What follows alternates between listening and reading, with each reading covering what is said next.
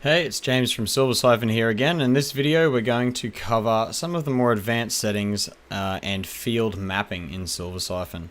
So on the services page, this is where you access these settings.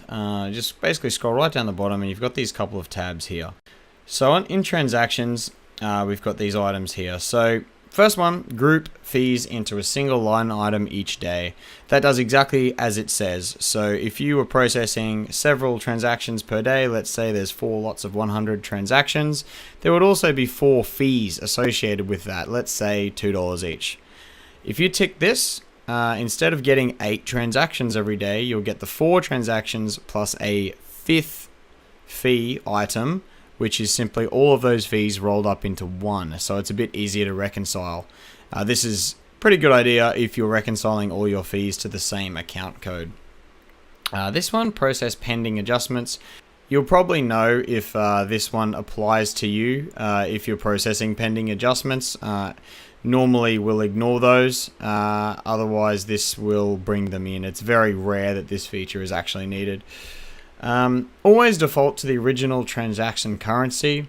This one's a bit too complicated to go over in this video, but there's a blog post which I'll link in the comments so that you can see exactly when you should use this. Now, by default, we leave this off. So if your home currency in Stripe is, for example, Australian dollars, even if you process charges in US or British pounds or any other currency, Stripe will actually convert that that charge when you capture it into the Australian dollar equivalent, and then we'll capture that instead of the foreign fee, which means it makes it a hell of a lot easier for bookkeeping because everything's in the one currency.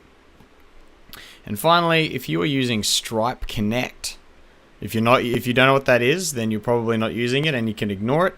But if you are using Stripe Connect, this is where you choose which transactions will import. Normally it's all activity, but some people want to bring in application fees or Stripe charges only. So now we'll jump over to field mapping. Field mapping allows you to bring in extra data that's associated with the charge if you need that information. This is a pretty advanced feature, mostly used to simplify bookkeeping. A good example of when this would be helpful is if you're an Australian company that charge, or any company really, that need to distinguish between onshore and offshore charges to distinguish what tax level they will be taxed at.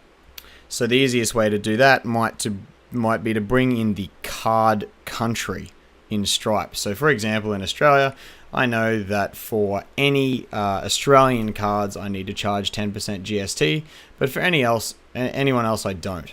And in Xero, that means you can set up bank rules to match on country and then reconcile automatically based on that. So the easiest way to do that would be to click into the description and add in the card country into the description. Now, we can only bring in the data that actually exists in Stripe.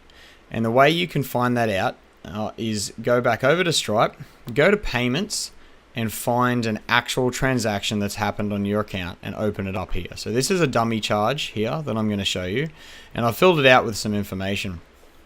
So we can see here it's got an amount, a fee, a date. So all of this is brought in automatically by Siphon. You can see the description there is listed by default, the charge.description. And here's all the card information. So you can actually pull in a bunch of different information from the card itself. Now, metadata is pretty specialized. Most accounts won't have any metadata. It depends on the checkout system that you are using. So if you see some data listed here, that means you can bring that in as well. But for most accounts, this is normally blank. So a common example is like an e-commerce system might have an order ID. So if I wanted to bring in this order ID, I could simply copy that field name there, go into the description, and add a meta key. And it's going to ask me what my key is, so I'm going to put in order ID, hit confirm, and now that's going to be brought in as part of the description. Of course, when you're done, you'll hit save, and that's all there is to field mapping and advanced settings in Siphon.